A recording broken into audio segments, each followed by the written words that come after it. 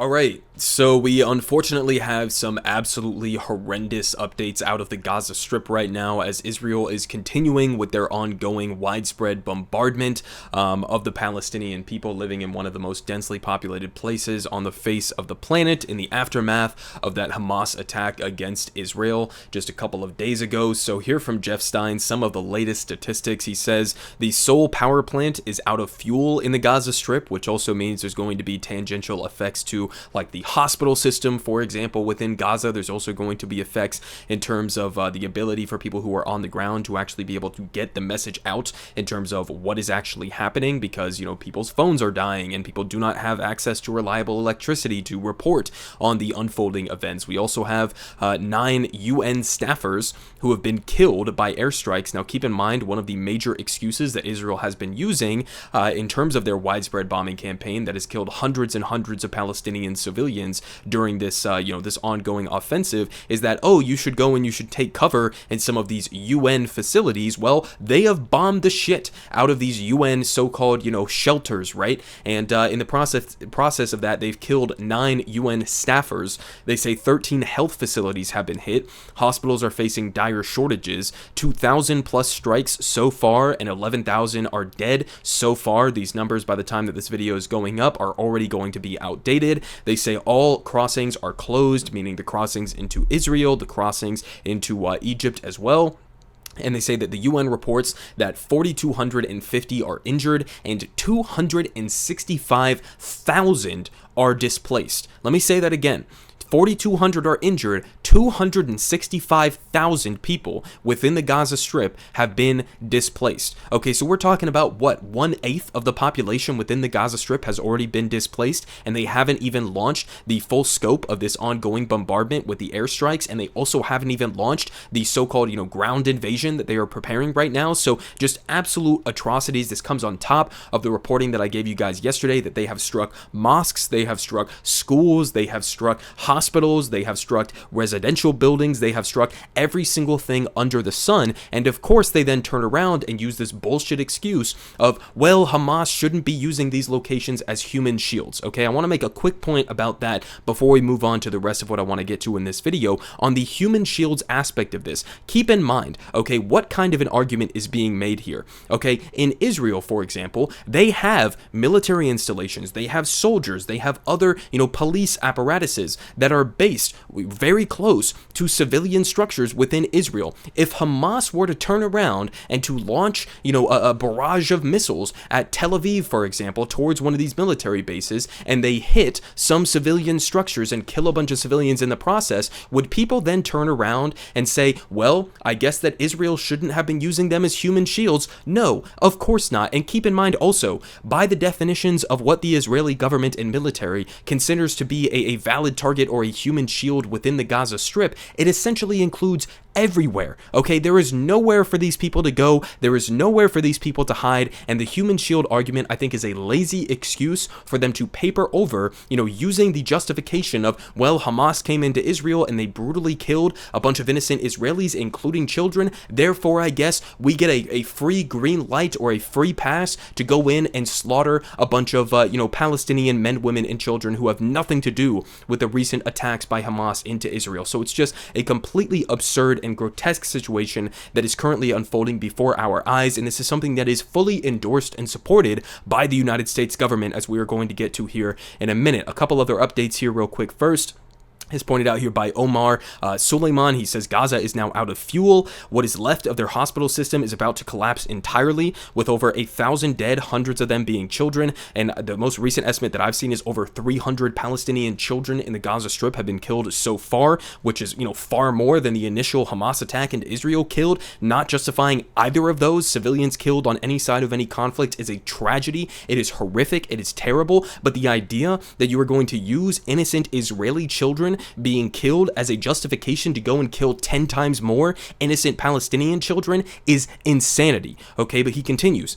He says, without electricity, the few voices from the ground will disappear. What little remains of the now cut off water supply will also dry up. This is genocide. Every voice of conscience needs to raise awareness however they can and demand an end to this now. And I think that he's 100% correct. Unfortunately, as I covered yesterday in my video, people who are even willing to come out and criticize the underlying conditions that led to the current cycle of violence that we are all witnessing before our eyes right now are smeared as anti-Semites. They are smeared as full endorsers of the Hamas attack on civilians in Israel. And it just seems like this is, a lot of bloodthirsty rhetoric going around right now from within Israel and the United States as well. We also had this update that was pointed out by Owen Jones. He says 4 Palestinians were shot dead by Israeli settlers on Wednesday. At their funeral, Israeli settlers shot dead 2 of the mourners, a father and a son. This should be called what it is, terrorism, but it won't be because the perpetrators aren't Palestinian. And again, he is 100% correct there. And keep your eye on what is currently happening in the West Bank right now, as I would imagine over the next couple of days you are going to see an increase over what was already an increase under the Benjamin Netanyahu coalition. The most far-right government in Israel's history. You are going to see an increase in settler, violence that is backed up by the IDF into the West Bank as well. We've also just seen some tragic interviews that I've seen both on like CNN and some other outlets as well. This one was specifically with Wolf Blitzer, who was basically interviewing this woman, and I won't play it here for you guys, but essentially he's in the middle of this interview, and it also ties into sort of this misunderstanding from a lot of Western media outlets about what the conditions are within Gaza, where you can literally hear bombs that are going out, outside of where this, this Palestinian woman is during this interview. And Wolf Blitzer stops the interview and he says, if you need to go and, protect yourself and get into a bomb shelter right now, then we can pause the interview. And she replies basically just saying, there are no fucking bomb shelters here, right? We don't have the bomb shelters that Israel has. We don't have an Iron Dome. There is no protection whatsoever for the innocent civilians who are being caught up in this ongoing situation. And so now I want to get into basically what is the U.S. State Department, the U.S. government fully endorsing the war crimes that we are seeing from the Israeli government right now. And when they are directly pressed, this is a State Department spokesperson here who is being pressed by some, decent journalists on whether or not he actually condones the collective punishment, the war crimes being committed by the government of Israel right now. And his response is just absolutely pathetic. So let's go ahead and jump into this real quick. The president did mention that Israel ought to abide by international law. Does that, in your view, mean that Israel must end its cutoff of water, electricity, food, and medicine to the people in Gaza? I will say that, as the president made clear, Israel has suffered from a brutal terrorist attack. Israel has the right to defend itself. It has the right to take action against the terrorists who launched this brutal attack. All right, it's already, we're going to continue this in a second, but what the fuck? This is infuriating, right? Just because Hamas went into Israel and committed a bunch of crimes does not give a free pass for Israel to then turn around and engage in widespread collective punishment of innocent Palestinian civilians. This should not be a complex issue. The question there was very straightforward, right? If you condemn Hamas killing Israeli civilians, do you then condemn the government of Israel that is already engaging in these war crimes and collective punishment by cutting off the electricity, cutting off the water supplies, and launching indiscriminate attacks into the Gaza Strip? Do you condemn that? And what is his initial response? His response is to say, Israel has just suffered a horrific terrorist attack? Yeah, we all fucking know that. We've all talked about Hamas and the brutality that was this recent attack into Israeli territory. We know that. Again, just because you suffered from some horrific attack doesn't mean that you get to go and do the same to your perceived enemies, in this case, including hundreds of innocent Palestinian children. But he continues here. And killed Israeli civilians, it killed American civilians, killed mothers and children and babies and kidnapped children. And what's Israel doing? And so they are going to take action to respond to this terrorist attack and take action to secure their country, and we support them. As the president made clear, And you know what? On top of that point that I just previously made about Israel doing the same things it said that Hamas did against them, which is true.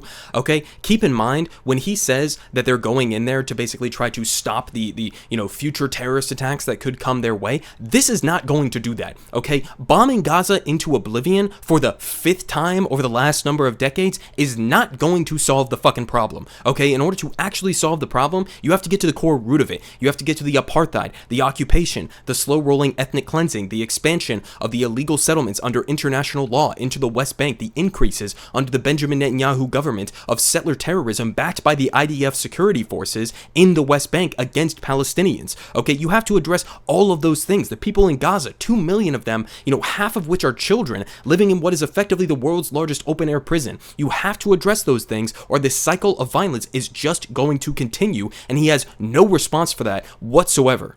Always encourage all of our allies and partners to act in strict accordance with international law.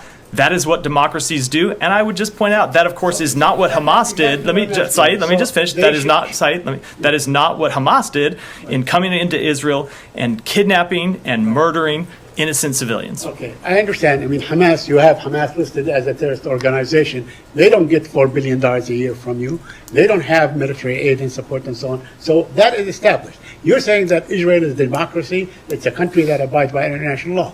I'm asking you, the cutoff of water, electricity, food, and medicine is considered a war crime. Do you call on Israel to cease its effort now in cutting off medicine, Let water, me start by saying that we are aid? in the early days of Israel's response. Israel has a right to conduct an aggressive response, to respond to the terrorism that's been committed against its citizens. We expect them to follow international law. Okay, so I mean, again, what the fuck do you say in this kind of an instance, right? He is directly confronted with the reality that this isn't just an opinion, by the way. This is the statements and the conduct and the policies from the government of Israel during this ongoing offensive. They've cut off electricity, they've cut off water, they've cut off food, they've cut off any escape for the Palestinians living within the Gaza Strip, okay? And that is a verifiable fact. Those are war crimes. It is not complicated. They are already committing war crimes in the process of what we are experiencing right now, and he is confronted with that.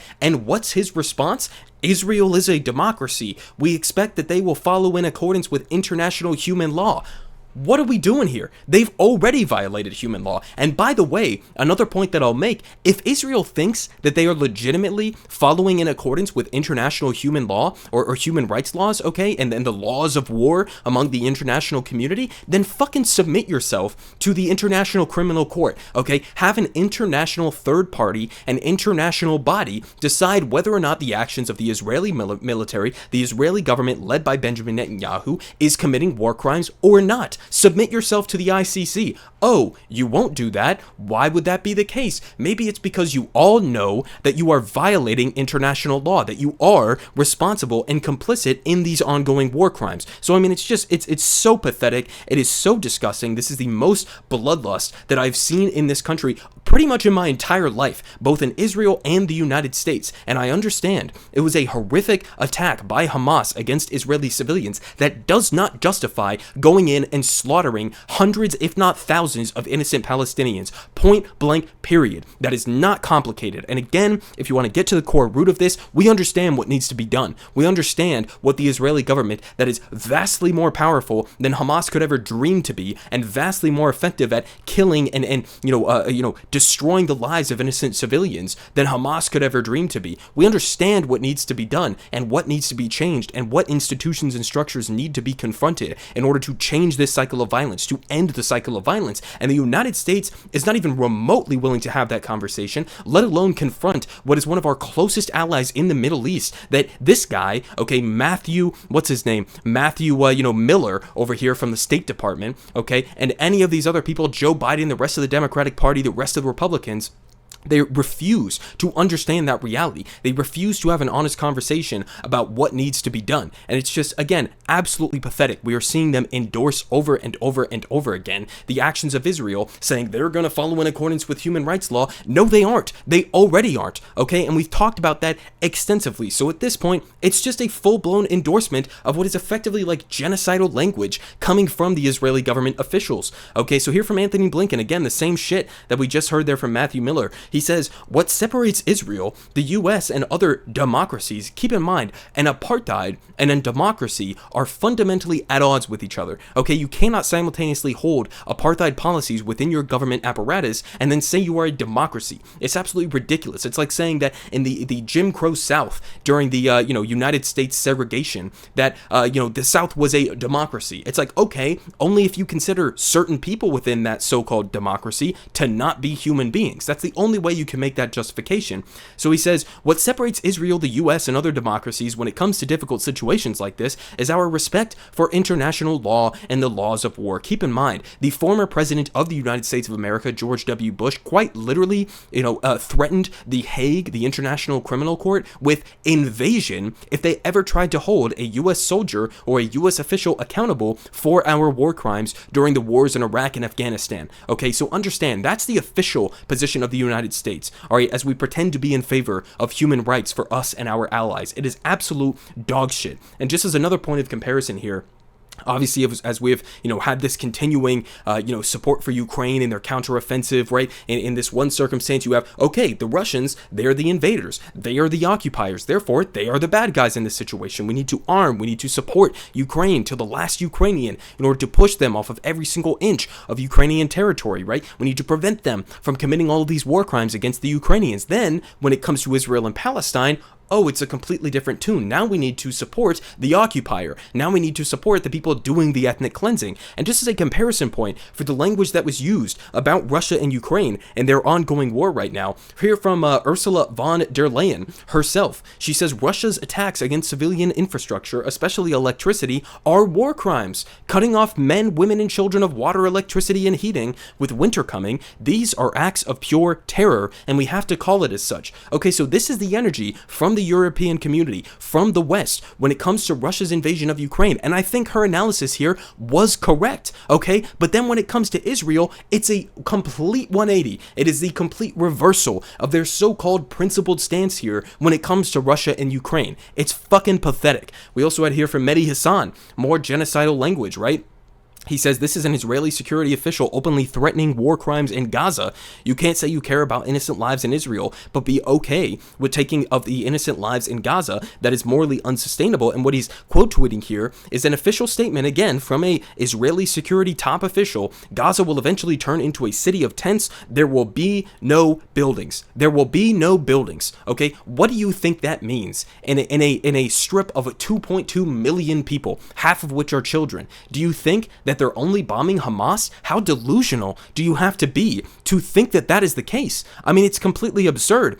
Again, here from Saul Staniforth, he says, quote, and this is from ex-Israeli Prime Minister Naftali Bennett, okay, what about those Palestinians? This is a question he was asked. What about those Palestinians who are in hospital on life support and babies in incubators that will have to be turned off because Israelis have cut the power to Gaza? He says, are you seriously asking me about Palestinian civilians? What's wrong with you? I guess what's wrong with you is that you maybe consider Israeli lives and Palestinian lives of innocent men, women, and children to be just the same, to be of equal value. I mean, it shouldn't be that complicated of an issue, and yet we have the Israeli government alongside the full-throated support of the US government basically endorsing the flattening of the Gaza Strip. So, I mean, again, it is a fucking nightmare situation that we are currently dealing with right now. The, 1,000 plus or 1,400 plus, civilian casualties we've seen already within Gaza, that is, I think, unfortunately nothing compared to what we are about to see over the next couple of days, especially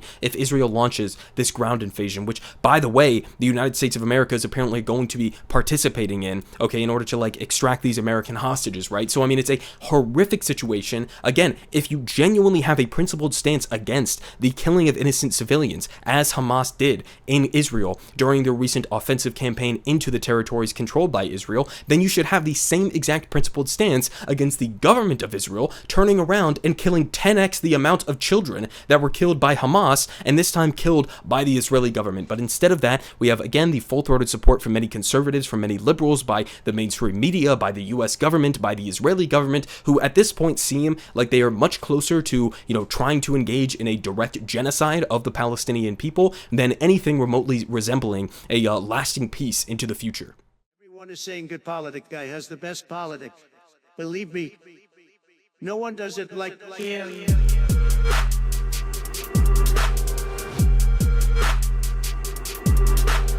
Believe me. Everyone is saying